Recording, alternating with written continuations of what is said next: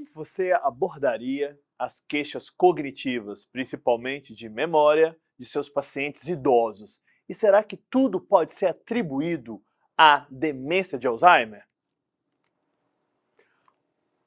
Olá, caros colegas, meu nome é Júlio César e vamos à aula sobre demências.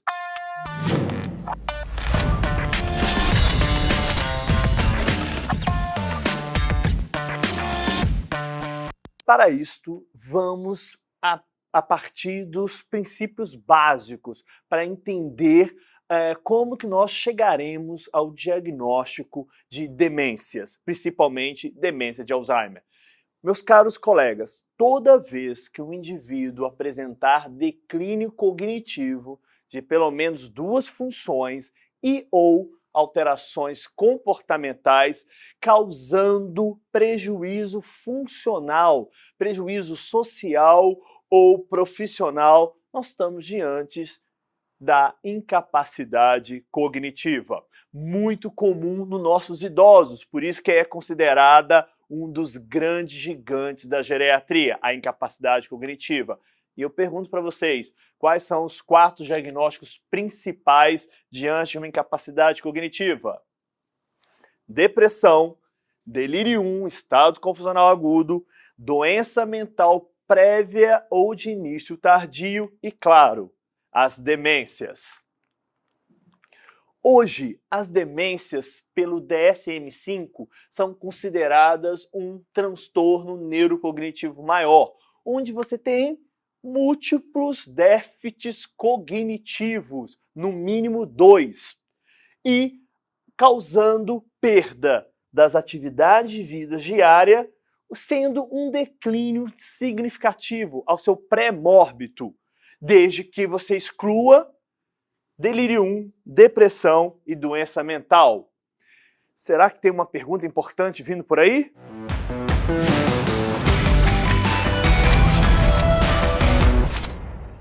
É tão importante que cai na prova. Quais são as causas potencialmente reversíveis das síndromes demenciais?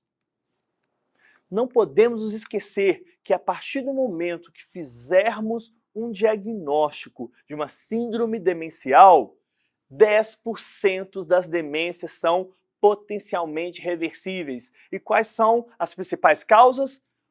Uma das principais, medicamentos, principalmente medicamentos sedativos e anticolinérgicos que prejudicam a cognição e a funcionalidade dos nossos idosos. A intoxicação e abstinência por álcool e analgésicos opioides, principalmente os analgésicos que são prescritos nos nossos idosos com dor crônica. E outro elemento fundamental, as infecções. Não podemos esquecer que a vida sexual dos nossos idosos é plena no idoso saudável, mas infelizmente o idoso utiliza menos proteção, menos camisinha, aumentando o risco de infecções, e 2 DSTs são causas de quadros demenciais. A neurosífilis, que está aumentando a sua incidência, e a prima infecção com HIV. Existem outros quadros infecciosos, como a meningite, mas que tem uma expressão menor. Mas lembrem que a neurosífilis e o HIV são fundamentais serem investigados nas síndromes demenciais, principalmente nas demências antes dos 65 anos. E afastar os quadros clínicos, as deficiências de vitamina B12 e ácido fólico, que altera a cognição e a funcionalidade dos nossos pacientes, principalmente idosos, as anemias, o hipotiroidismo, o hiperparatiroidismo, as encefalopatias de causa urêmicas ou hepáticas, os distúrbios hidroeletrolíticos, desidratação pode causar confusão no idoso. Então, esses quadros clínicos são fundamentais. E, não menos importante, são as causas estruturais das demências potencialmente reversíveis. Eu destaco 2. A hidrocefalia de pressão normal e o hematoma subdural. Vejam, a hidrocefalia de pressão normal é caracterizada pela tríade: alteração da marcha com apraxia da marcha, marcha alargada, alteração cognitiva e incontinência urinária. Para fechar o diagnóstico, você pode e deve pedir um exame de imagem para procurar uma hidrocefalia desproporcional ao grau de atrofia. Uma forma de melhorar a acurácia desse diagnóstico é calculando o índice de Evans, que é através do diâmetro dos ventrículos anteriores dividido pelo diâmetro da calota craniana. Se esse valor for maior que 0,3, provável hidrocefalia de pressão normal. Para fechar o diagnóstico, é realizado por um neurocirurgião ou um neurologista o TEP teste, que nada mais é que uma punção lombar, que eles vão tirar em torno de 30, 40, até 50 ml de líquor. E quando o resultado é positivo, o paciente consegue sair andando e com melhora da cognição do consultório do colega.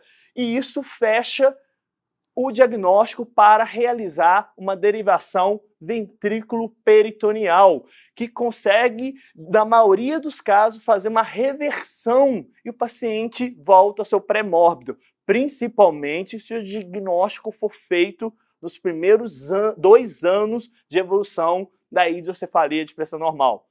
Outro diagnóstico estrutural fundamental é o hematoma subdural, principalmente que o nosso idoso ele cai e não é assistido e nem lembra que caiu. E isso pode ir levando ao acúmulo de sangue na região subdural, comprometendo a cognição, causando alteração da marcha e também incontinência urinária de urgência por um efeito de massa.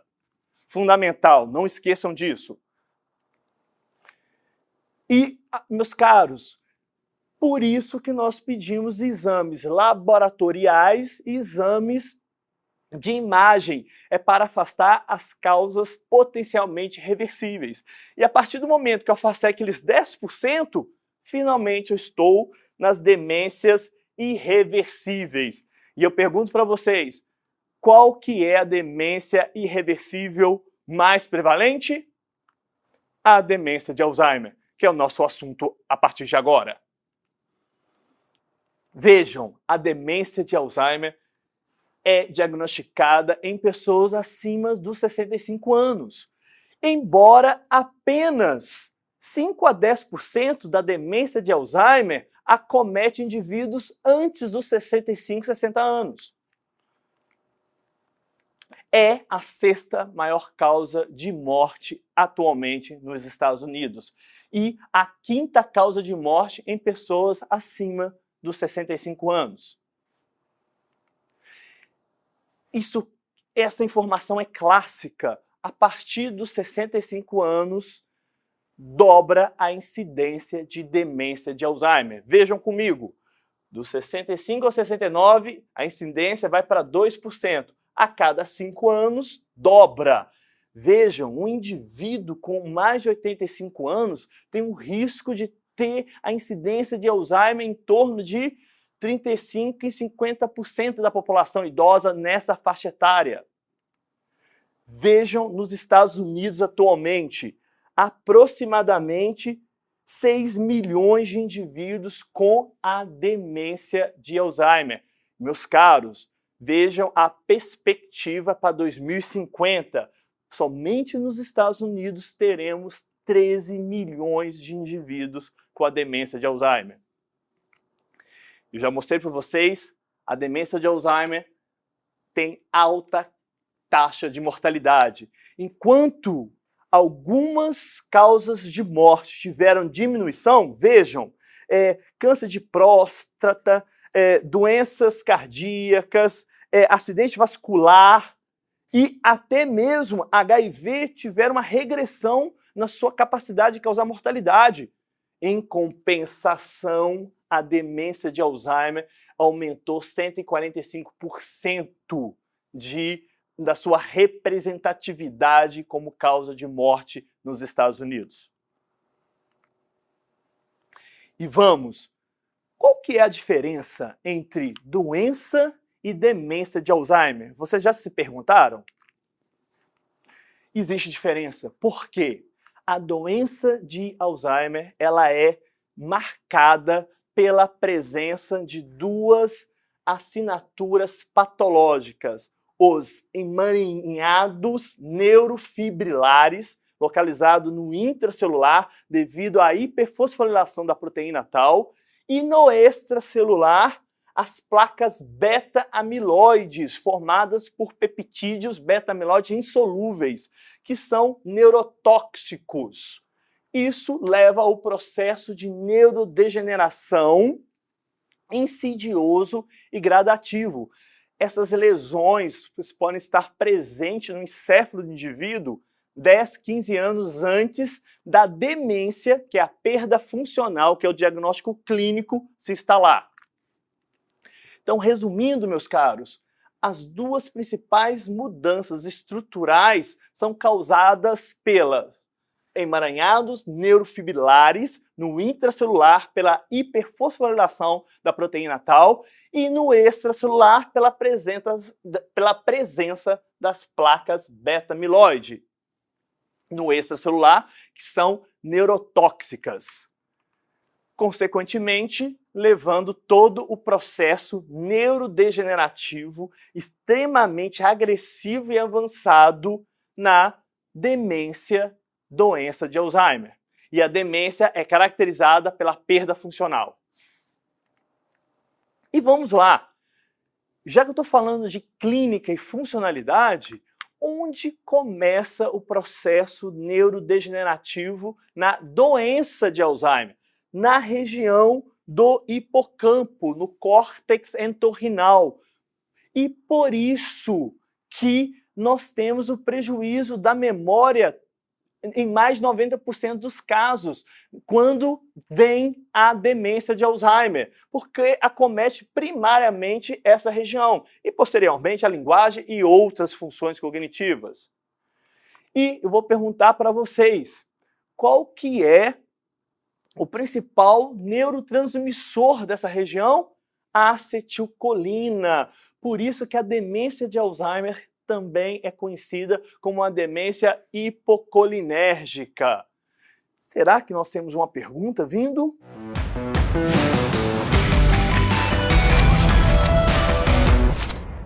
Não só uma pergunta, mas de tão importante, cai na prova.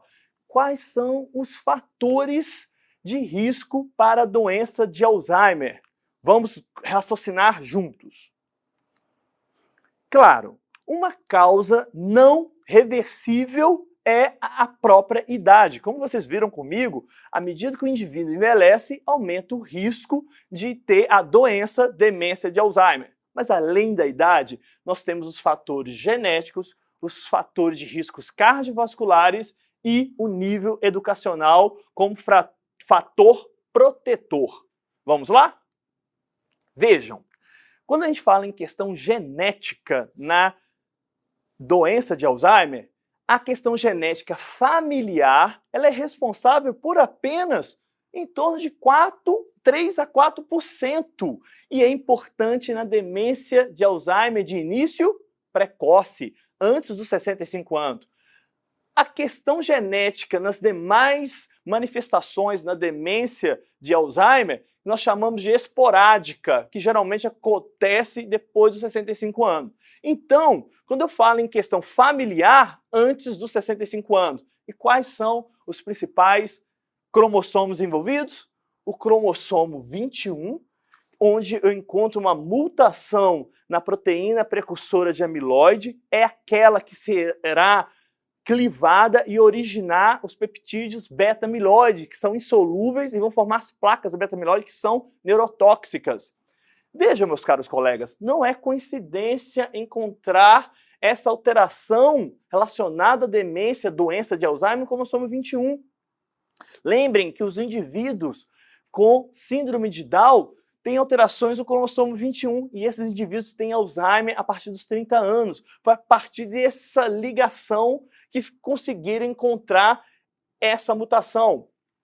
Além do cromossomo 21, nós temos mutações na presenilina 1, encontrado no cromossomo 14, e na presenilina 2, encontrado no cromossomo 1, que são uma alteração genética autossômica dominante, que faz parte da gama-secretase, que é uma enzima que está associada com a beta-secretase na clivagem da APP, levando à presença dos peptídeos beta-amiloide, que é a assinatura patológica da doença, demência de Alzheimer. E nos indivíduos acima de 60 anos, 65, existe risco genético? Como eu disse para vocês, sim, que é a causa esporádica. Existe o alelo epsilon 4. Os indivíduos com mais de 65 anos, com a presença de um alelo epsilon 4, tem o risco de 50% de desenvolver a doença, a demência de Alzheimer a partir dos 70 anos. E os indivíduos que têm 2 alelos epsilon 4 têm o risco de desenvolver demência em 50% a partir dos 60 anos. Veja a importância desse achado biológico. Além da questão genética, nós temos os fatores de riscos cardiovasculares. Hipertensão, diabetes, tabagismo, sedentarismos, dislipidemias, todos eles são fatores de risco independentes para a demência de Alzheimer. E para finalizar, o nível educacional. Esse estudo realizado nos Estados Unidos, nesse convento, nos permitiu concluir que pessoas com quantidade de placas beta-amiloides e emaranhados neurofibrilares compatível com a doença de Alzheimer não necessariamente vão demenciar, como aconteceu nesse estudo. Por quê? A nossa reserva cognitiva nos protege de demenciar, mesmo tendo a doença de Alzheimer. E como eu aumento essa reserva cognitiva? Maior escolaridade, falando outras línguas, saindo da sua zona de conforto, se desafiando, é a melhor forma de aumentar a reserva cognitiva e nos prevenir de demenciar. Então, meus caros alunos, continue estudando, que pelo menos para demência de Alzheimer estamos com uma boa proteção e prevenção. Seguindo em frente. Hoje, a doença de Alzheimer ela é dividida em 3 fases. A fase pré-clínica, onde o indivíduo já tem os marcadores biológicos da doença de Alzheimer, mas ele está completamente assintomático. Nisto ele pode evoluir para um quadro que nós chamamos de CCL, comprometimento cognitivo leve, em que o indivíduo tem um prejuízo cognitivo importante, mas continua funcional. E se ele perder funcionalidade, ele tem um quadro demencial propriamente dito. Vamos falar um pouco da fase pré-clínica. Por que ela é importante? Porque hoje existem marcadores biológicos para pesquisa para o diagnóstico de doença de Alzheimer no momento em que o indivíduo está completamente assintomático. Por isso que é utilizado em pesquisa. Quais são estes marcadores? A proteína beta-amiloide, o peptídeo beta-amiloide 42, a proteína tau total e a proteína tau fosforilada, que hoje a dosagem é realizada no líquor. E vejam, indivíduos com beta-amiloide, peptídeo beta-amiloide 42 diminuída no líquor. Por que diminuída? Porque ele se acumula no encéfalo, causando processo inflamatório neurodegenerativo. Então, no líquor estará diminuída a dosagem. A proteína tau total já é a proteína tau fosforilada, como está no intracelular e a célula morre, espalhando essas proteínas, elas irão ser encontradas em teor aumentadas no líquor. E detalhe, turma, a associação dos 3 marcadores biológicos no líquor predizem um risco de 17 vezes para doença de Alzheimer. Além dos marcadores biológicos, nós temos os exames de imagem, que podem ser realizados via o PET-PIB. O PIB é um marcador específico dos peptídeos beta-amiloide. Vejam, um encéfalo controle com encéfalo com doença de Alzheimer, utilizando o marcador PIB, onde deixa visível a forte presença dos peptídeos beta-amiloide, das placas beta-amiloide. Esse exame ainda não está disponível no Brasil. Nós temos o exame de imagem funcional, que é o PET-FDG, que utiliza um marcador onde a glicose está marcada por flúor. E eu consigo medir o metabolismo de glicose. E veja, nos indivíduos, em relação ao controle, nos indivíduos com doença de Alzheimer, eu tenho um hipometabolismo no quadro inicial da doença, na região temporoparietal, que é bem específica da doença de Alzheimer. Vamos agora ao diagnóstico da demência de Alzheimer. Para isso, vamos relembrar que antes do indivíduo demenciar, ele pode ter uma pré-fase chamada comprometimento cognitivo leve. E qual que é a importância desse conceito que foi revisto em 2018? É a alta taxa de conversão do CCL para demência. Veja, um indivíduo que tem um prejuízo cognitivo abaixo da média, mas sem perda funcional, principalmente se esse comprometimento cognitivo for da memória, um CCL amnéstico, ele tem um risco até de 15% de converter nos primeiros 1 a 2 anos em demência de Alzheimer. Claro, existem outros comprometimentos cognitivos leves, de um único domínio ou múltiplos domínios, que podem prever, que podem aumentar o risco para outras demências não Alzheimer, mas a principal é a CCL amnésica para predizer um alto risco de demenciar, demência de Alzheimer. E lembrem, eu preciso ter uma alteração cognitiva abaixo da média, eu posso avaliar através de exame, de rastreio neurocognitivo ou uma avaliação neuropsicológica. O paciente ele percebe a perda, então o relato do paciente, nesse caso, é importante. Além do paciente, a família ou o médico também percebe, principalmente o médico utilizando instrumentos de rastreio. Essa alteração, tá, pode ser um ou mais domínios, como eu já disse, e o paciente fica completamente independente apesar desse prejuízo. Não tem critérios de demência. Isso é fundamental para fechar esse diagnóstico. E vamos agora falar do diagnóstico de demência de Alzheimer. E por que eu faço questão de reforçar esse conceito para vocês? Porque, apesar de termos marcadores biológicos para doença de Alzheimer, será que isso já é utilizado na prática clínica para fazer o diagnóstico de demência? Vamos lá uma pergunta, venham comigo. Importantíssimo este momento. O diagnóstico da demência de Alzheimer é pela avaliação clínica.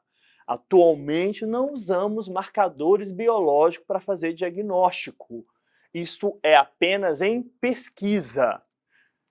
Por isso é fundamental para um bom e preciso diagnóstico de demência de Alzheimer é colher a história clínica, perceber o seu caráter insidioso e progressivo, afastar as causas potencialmente reversíveis, que são 10%, e realizar em consultório um rastreio neurocognitivo breve, com Mini-Mental, o teste do relógio, lista de palavras do SERAD, o MoCA, e se caso houver dúvida, até solicitar uma avaliação neuropsicológica mais detalhada.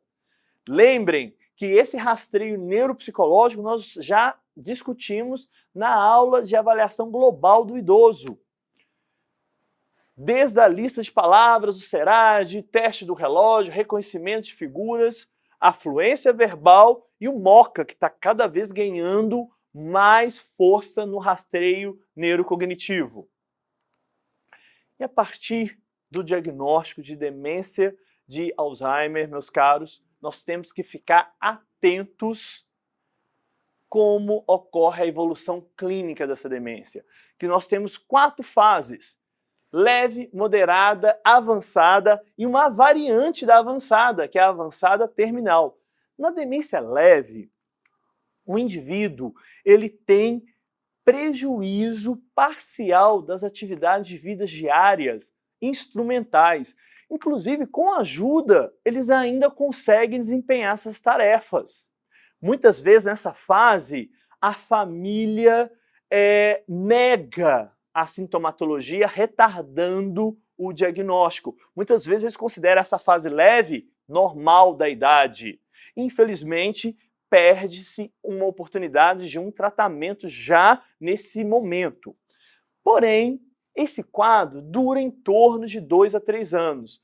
Só que evolui, porque é um processo neurodegenerativo e irreversível, chegando na fase moderada, onde o indivíduo já apresenta perda das atividades de vida diária instrumentais relevantes. Mesmo com a ajuda, esses pacientes não conseguem desempenhar. A perda funcional nesse momento fica notória. Além disso, vem as alterações comportamentais, piora a apatia, agitação, inquietação, insônia, errância, delírios e alucinações, agressividade. E é extremamente marcante essa fase, porque causa grande sobrecarga para o familiar, grande sobrecarga para o cuidador. E geralmente é nessa fase que eles procuram ajuda especializada. Essa fase pode durar em torno de 3 a 4 anos em média e chegando na fase avançada, onde o indivíduo já tem completa dependência para as atividades de vidas diárias instrumentais e começa a ter dependência parcial para as atividades de vida diária básica.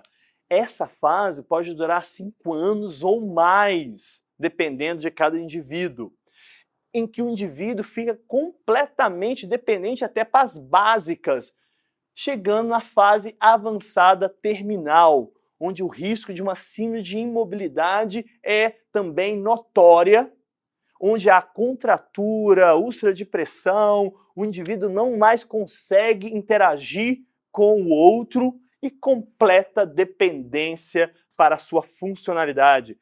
É uma fase que pode durar de 1,5 a 2,5 anos de evolução.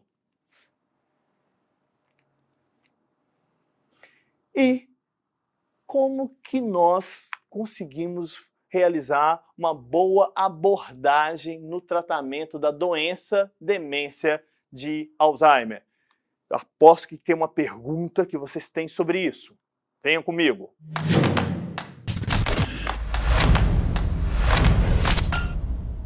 Pegadinha de tão importante que essa pergunta é: existe algum tratamento farmacológico modificadora da evolução da doença demência de Alzheimer? Qual que é a resposta? Meus caros, infelizmente não. Apesar de todo o avanço que nós tivemos na fase pré-clínica, utilizando os marcadores biológicos, entendendo como que essa doença evolui, nosso único tratamento é apenas para diminuir a velocidade da perda funcional da demência de Alzheimer. Além disso, o tratamento ajuda também a controlar os sintomas comportamentais e psicológicos da demência, mas infelizmente não paralisa e nem torna reversível até o momento.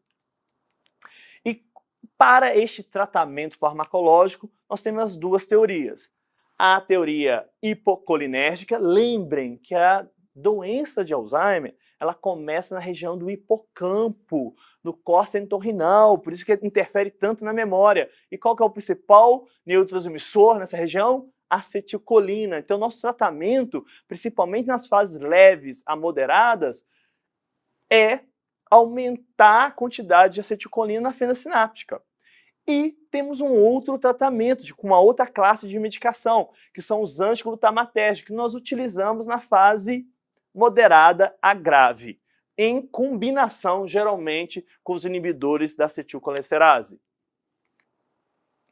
Então, o tratamento de primeira linha das fases, principalmente leve a moderada, são os inibidores da acetilcolesterase, que aumenta a oferta de acetilcolina. Mas lembrem, essas medicações têm efeitos colaterais importantes, principalmente nos nossos idosos. São medicações que podem causar náuseas, vômitos, perda de apetite, dor abdominal, insônia, bradicardia, aumento da secreção brônquica, convulsões e agitações. Por isso que são medicações que devem ser prescritas com a menor dose sempre e aumentando de forma gradativa, de preferencialmente mês a mês. Nós temos 3 representantes dos inibidores da acetilcolesterase: a rivastigmina, a galantamina e a donepezila. A rivastigmina, nós temos a representação tanto em cápsula, solução e adesivos. Ela tem a vantagem de ter menor interação medicamentosa, importante no nosso idoso, que geralmente é polimedicado, e ela é prescrita na fase leve a moderada. Nós temos a galantamina, que tem já metabolização hepática, tem que ter redução da dose na doença renal crônica e também ela está prescrita para a fase leve e moderada da demência de Alzheimer.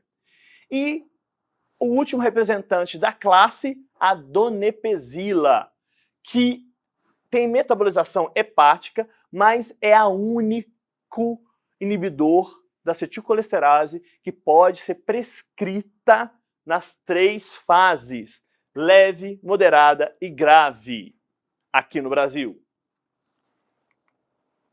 E nos pacientes que não tiveram uma resposta adequada ou estão declinando, apesar do uso dos inibidores da acetilcolesterase, nós temos uma outra opção, que é a memantina, que é um antiglutamatérgico, ou seja, ele é um antagonista, um bloqueador do receptor NMDA, N-metil-D-aspartato.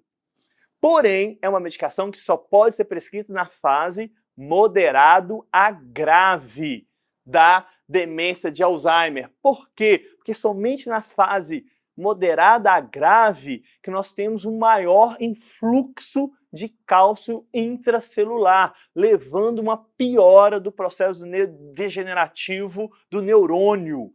Eu bloqueando essa ação antiglutamatérgica, eu inibo essa hiperestimulação e diminuo o influxo de cálcio. Dessa forma, protegendo esse neurônio já adoecido pela doença de Alzheimer. Vejam que tem que tomar cuidado, que é a excreção renal em 75% a 90%. E o que quer dizer isso? Que na doença renal crônica eu tenho que diminuir a dose. Lembrem que pode causar agitação, incontinência urinária, diarreia, insônia, tonteira, dor de cabeça. Por isso, como nos inibidores da acetilcolesterase, eu tenho que começar na menor dose possível e aumentando de forma gradativa. Na memantina, eu posso aumentar semanalmente, até chegar à dose terapêutica.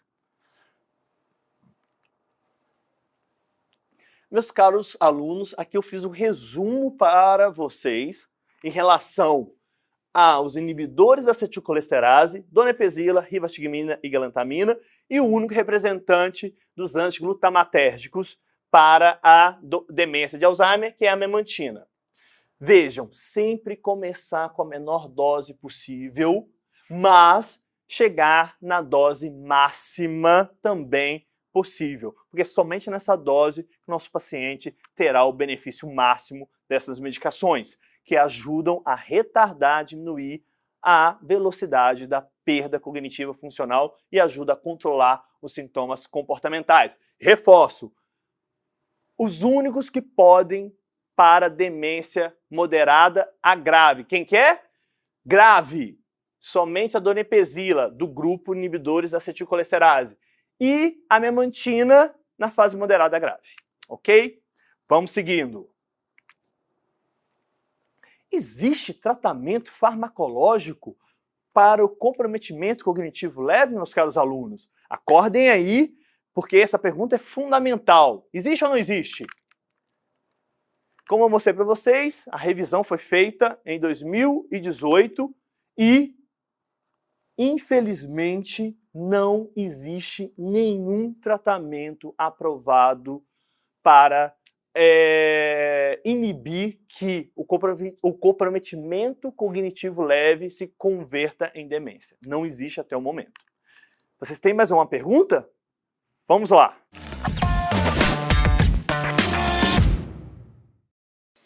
Gostaria de saber, existem outras demências além da demência de Alzheimer? Elas são relevantes no contexto clínico? Excelente pergunta, Luiz. Você gostaria de saber se existem outras demências além da demência de Alzheimer? E qual que é o contexto clínico e a relevância delas? Vamos lá?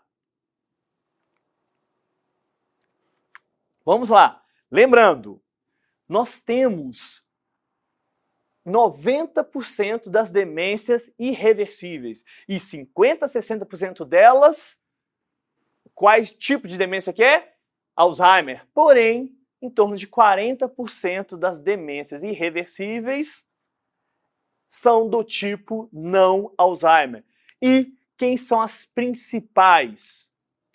Demência vascular, demência por corpos de Levy, demência por degeneração frontotemporal. Existem outras demências de menor impacto, mas essas três primeiras são fundamentais para o conhecimento clínico de vocês. Vamos analisar cada uma agora. Demência vascular. Claro, os fatores de riscos cardiovasculares são as doenças que mais causam impacto na mortalidade e morbidade do indivíduo. E são a origem, né, de causar lesões encefálicas para causar um quadro demencial. Vejam, a sua importância é tão grande que a demência vascular é a segunda demência, no geral, mais comum, só perde para Alzheimer. Dados norte-americanos apontam que a demência vascular corresponde em torno de 10 a 20% das demências, ocupando o segundo lugar. A prevalência em regiões onde utilizaram os critérios chegaram a 1 a 4% da população em geral acima dos 65 anos. E como que eu vou suspeitar que eu estou diante de uma demência vascular? Vamos lá. De uma forma geral, é importante vocês lembrarem que a demência vascular tem início súbito e deteriorização em degraus, principalmente quando ocorre um evento isquêmico agudo. Pega uma grande artéria cerebral de médio calibre, por exemplo, ou grande calibre. Tem prejuízo focal, porque tem uma hemiplegia, hemiparesia e disfunção executiva. São pacientes com dificuldade de planejamento, mudança de estratégia e julgamento. Além disso, são pacientes que têm alterações da marcha, da qualidade da marcha, alto risco de instabilidade postural. Eles têm marcha tipo apraxia da marcha, ou ter marcha parkinsoniana de origem vascular. Pacientes com história de síncope, doença arterial coronariana, tonturas, quedas e um achado que é muito comum. São pacientes que têm incontinência urinária do tipo urgência. E além disso, tem alterações comportamentais bem típicas da demência vascular. Uma é a síndrome pseudobulbar, que tem, além do enfraquecimento de língua, disfagia, tem incontinência afetiva. São indivíduos que, após um evento isquêmico, eles têm momentos de minutos ininterruptos de choro ou riso sem nenhuma causa. E quadros de apatia, indiferença e depressão, comum nos quadros de demência vascular.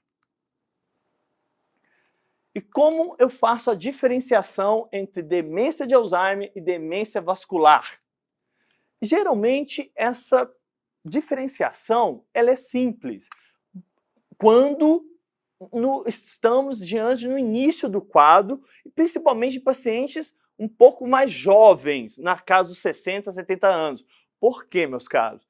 Quando o paciente tem mais de 80 anos, onde pode ter mais lesões vasculares acumuladas ao longo da vida, esse diagnóstico fica mais difícil porque existe uma sobreposição das duas demências, uma de origem neurodegenerativa e outra de origem vascular, o que nós chamamos de demência mista. Por isso que nós usamos a escala de Rachinski para nos ajudar a tentar diferenciar uma demência da outra. A escala de Rachinski, se você pontuar de 0 a 3, geralmente é compatível com uma demência de Alzheimer. Se você pontuar de 4 a 6, você não consegue fechar o diagnóstico. Geralmente você vai dizer que é uma demência mista. Mas se a pontuação na escala de Rachinski for maior do que 7, você está diante de uma provável demência vascular. E quais são os critérios, meus caros? São os critérios que eu acabei de dizer para vocês do diagnóstico de demência vascular. Início abrupto, deteriorização em degraus, um curso flutuante, confusão noturna, há uma preservação da personalidade, queixa somática, instabilidade emocional, as incontinências emocionais. Claro, a história pregressa de fatores de riscos cardiovasculares, sintomas neurológicos focais, disfagia, enfraquecimento de língua, hemiplegias, hemisparesias e uma certa apatia e o risco da depressão vascular. Então, esses critérios nos ajudam a tentar diferenciar um quadro do outro. Outro ponto importante é, dependendo da região isquêmica e do tipo de acidente vascular encefálico que ocorreu, eu vou ter diferentes tipos de demência vascular. Desde o multiinfarto, pegando grandes vasos encefálicos, o hemorrágico, o estratégico, pega uma pequena região, por hipofluxo, demência subcortical, e aqui eu quero parar um pouco, porque a demência vascular subcortical é a mais prevalente, porque ela pega microarteríolas, principalmente na região ventricular, e ela é insidiosa e progressiva. Por isso, muitas vezes ela passa despercebida, porque não teve nenhum grande evento isquêmico, como acontece na demência multiinfarto. Existe uma outra demência vascular que é de origem genética rara, mas causa uma lesão microangiopática subcortical nos indivíduos já com 40, 50 anos com alto risco de demência vascular. Aqui, alguns exemplos. Típico de um AVC multiinfarto, pegando uma grande artéria encefálica. E aqui a demência causada por oclusões das arteríolas perfurantes na região ventricular, causando a demência vascular subcortical, com as lesões microangiopáticas ao redor do ventrículo. E a doença de Binswanger nada mais é que o nome clássico da demência subcortical. Lembrando que é a demência vascular mais comum, insidiosa em mais de 50% dos casos. Não há história típica de um AVC isquêmico agudo. E tem alterações de apraxia da marcha, pode até ter um parkinsonismo vascular, incontinência urinária de urgência, síndrome pseudobulbar, depressão e apatia, o que marca esse quadro. Vamos mais para a definição de mais uma demência importantíssima, a demência por corpus de Levy. Lembrem, toda vez que vocês pensarem em demência de corpus de Levy, encaixem nas síndromes parkinsonianas, porque a demência de corpus de Levy nada mais é do que um parkinsonismo atípico. Por quê? Ela tem a mesma lesão, a mesma assinatura patológica da doença de Parkinson, que são os corpúsculos de Levy, ou corpos de Levy, que são alfa-sinucleínas, localizados principalmente nos neurônios dopaminérgicos, causando neurodegeneração dopaminérgica. E vejam a participação da demência por corpus de Levy.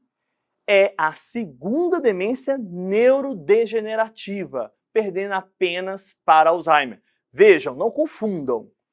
A demência vascular é de origem vascular. Ela ocupa o segundo lugar nas demências em geral. Mas quando eu restringo apenas as neurodegenerativas, a Levy é a segunda. 10 a 15% dos casos investigados. E como que eu faço o diagnóstico de demência por corpus de Levy? Primeiro, obviamente, tem que ter demência. E veja que as alterações cognitivas da demência por corpus de Levy é um pouco diferente do Alzheimer. Pega mais atenção, capacidade visoespacial e função executiva. Também é uma demência com dificuldade de julgamento, planejamento, mudança de estratégia. E claro, e quem são os elementos fundamentais da demência por corpus de Levy? Não esqueçam que eu falei, é um parkinsonismo. Então, 90% dos pacientes com corpus de Levy vão ter uma síndrome parkinsoniana. Tremor, rigidez, bradicinesia, que é a principal característica da síndrome parkinsoniana, e instabilidade postural. Flutuação, que pode acometer 60% a 80% dos pacientes com demência de corpus de Levy. O que é flutuação? Alteração do nível de consciência, do comportamento, da cognição, que pode acontecer em horas, de momentos a momentos, no mesmo dia. E um quadro bem marcante, que muitas vezes assusta não só o próprio paciente, mas a família, é a alucinação, principalmente a alucinação visual, onde o paciente vê cachoeiras dentro do quarto, os móveis pegando fogo, crianças, bichos correndo pela sala, o que os deixa muito aterrorizados. Esses são os critérios principais, mas também podemos usar os critérios acessórios. Quem são os critérios acessórios? Para nos ajudar no raciocínio clínico, na suspeita de uma demência de corpus de Levy. Alterações comportamentais do sono REM, indivíduos ficam agitados durante o sono REM. Hipersensibilidade aos antipsicóticos. Por quê? É um parkinsonismo. E os antipsicóticos bloqueiam a dopamina. E baixa captação dopaminérgica nos núcleos na base através de exames de imagem específicos, com marcadores específicos de receptores dopaminérgicos nos núcleos da base. Meus caros, não menos importante, a demência por degeneração lobar frontotemporal. Como vocês já percebem, é uma demência onde há uma assimetria no processo neurodegenerativo na região frontotemporal. E é uma demência que caracteriza principalmente é uma demência pré-senil. Essa é a dica, colegas. Toda vez que você suspeitar de demência frontotemporal, primeiro, ela é uma demência que acontece, na maioria das vezes, antes dos 65 anos, tá? É a segunda demência pré-senil mais comum, só perde para Alzheimer. E segundo, é a demência com alterações comportamentais graves logo no início. Alzheimer vai ser mais na moderada para avançada. Aqui não. Logo no início, na idade ativa do indivíduo, tem alterações comportamentais. Por isso, nós devemos ter o cuidado de diagnóstico diferencial com doenças mentais. Vejam, 10 a 20% das demências pré-senis é devido à demência frontotemporal. Prevalência de 15 novos casos a cada 100 mil habitantes entre a idade de 45 a 64 anos. O componente hereditário é extremamente importante. Vejam, a história familiar, parentes têm um risco de 40 a 50%. E outro detalhe muito importante da demência frontotemporal é a demência com rápida progressão. A expectativa de vida é em torno de 4 a 8 anos. Pega principalmente o comportamento, como eu reforço agora, mas também pega a linguagem e função executiva. E no exame de neuroimagem mostra a assimetria, a desproporção da neurodegeneração frontotemporal. Aqui tem um resumo para vocês, para nós recordarmos. Vamos lá! Demência por degeneração lobar frontotemporal. Eu tenho o componente comportamental, a variante comportamental, que é a mais comum, também conhecida como demência de Pick, onde eu tenho alteração da minha personalidade, eu tenho um descontrole do meu impulso, eu tenho uma inadequação social, eu tenho falta de crítica, eu me torno extremamente ingênuo em relação às situações, porque eu não tenho crítica. É um comportamento sexual inadequado, eu tenho alteração alimentar, são pacientes que têm uma tendência à hiperoralidade, coloca tudo na boca. E detalhe, eles têm preferência maior por doces. E uma perda da empatia, eles ficam completamente indiferentes sobre como aquele comportamento não tivesse nada de errado. E realmente, para eles não tem, eles perdem a crítica. Então esse é o quadro no início da demência que caracteriza a demência de Pick ou demência frontotemporal variante comportamental. Mas existem outros dois tipos de variantes. Pegando mais a linguagem, que é a afasia progressiva primária não fluente e a demência semântica. E vamos lá. Existe algum tratamento que eu posso utilizar para tentar também diminuir a velocidade do declínio e ajudar nos sintomas comportamentais? Sim, meus caros alunos.